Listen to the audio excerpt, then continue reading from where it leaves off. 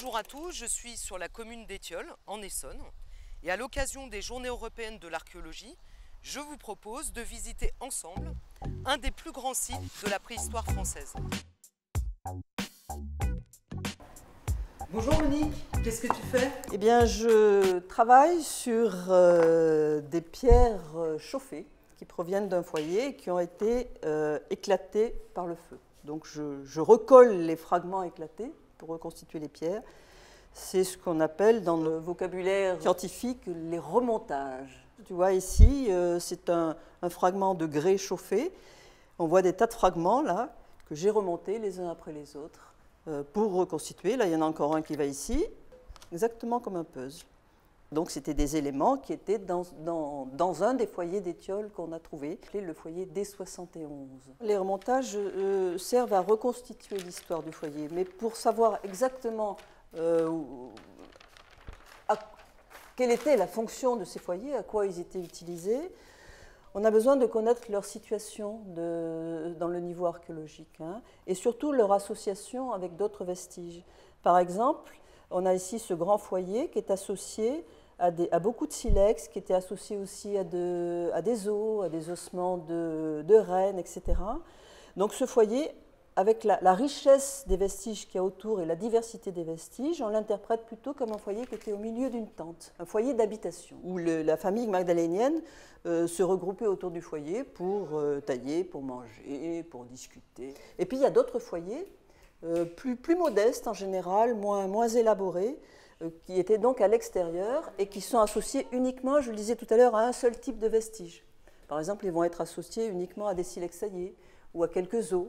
Et donc cette association particulière nous permet de dire que ces foyers étaient des foyers plus spécialisés dans une activité donnée. Par exemple, si on trouve un foyer avec quelques grattoirs autour, on peut dire que ils ont travaillé de la peau autour de ce petit foyer.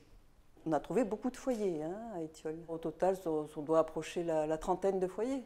Bonjour Jean-Luc. Bonjour. Monique nous a dit que tu connaissais très bien les techniques anciennes de production du feu et surtout celles qui pouvaient être utilisées par les Magdaléniens d'Étiolles.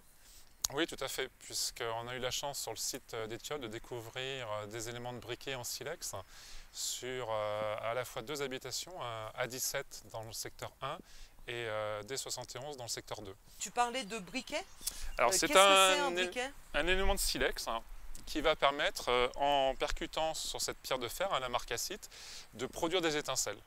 Et en tapant, en fait, il y a une usure très caractéristique qui reste sur le silex, qui a été vue sur deux silex d'Étiolles, et qui fait qu'ils ont dû, de cette manière-là, simplement produire des étincelles pour faire leur feu. On sait par ailleurs que des Magdaléniens ont utilisé ce type de pierre, qui est une marcassite. On en a trouvé une percutée sur un site en Belgique, le Trou de Challeux, et grâce à la fois aux stigmates qui sont laissés sur le silex et avec cette pierre, on sait que ces Magdaléniens ont certainement utilisé cette technique-là. Malheureusement, cette pierre, jusqu'à présent, n'a jamais été retrouvée sur le site. On sait que par exemple des populations d'Indiens, encore il y a quelques centaines d'années, notamment les Alakalouf dans le détroit de Magellan, utilisaient ce type de pierre pour faire leur feu. Ils avaient un petit sac avec du combustible, un silex et cette marcassite qui était précieux parce que c'est des pierres qu'on ne trouve pas forcément partout. Il y a de fortes chances que nos Magdaléniens ici nomades sont partis avec et ne l'ont pas laissé sur le site quand ils sont partis. Alors pour faire du feu, donc on produit des étincelles, mais on a besoin aussi d'un combustible. Et là, moi, je vais utiliser quelque chose qu'on connaît aussi d'un point de vue ethnographique, voire sur certains sites archéologiques, mais beaucoup plus récents. On a eu la chance de retrouver des morceaux de ce champignon qu'on appelle l'amadouvier. Le voici en entier. Et quand on le découpe, à l'intérieur, il y a une mousse qui est très cotonneuse et qui a la propriété de très vite s'embraser quand des étincelles tombent dessus. J'ai juste fait sécher un petit morceau et en faisant tomber des étincelles dessus, le principe est de allumer du feu de cette manière. Je vais simplement récupérer cette braise pour la mettre dans un autre combustible. J'ai de la paille et des herbes sèches. La flamme va sortir en hauteur et avec de l'expérience maintenant je fais très attention. D'accord. Donc quand on ne sait pas faire, on ne fait pas comme ça. Ah non, non, non, tout à fait. Et voilà. Donc après, il suffit de le mettre au milieu du foyer. On retrouve nos pierres de calcaire et de grès et de meulière qui ont été utilisés sur le site d'Étiolles et de rajouter des petits morceaux de bois, de combustible, de l'écorce par exemple ici. Voilà.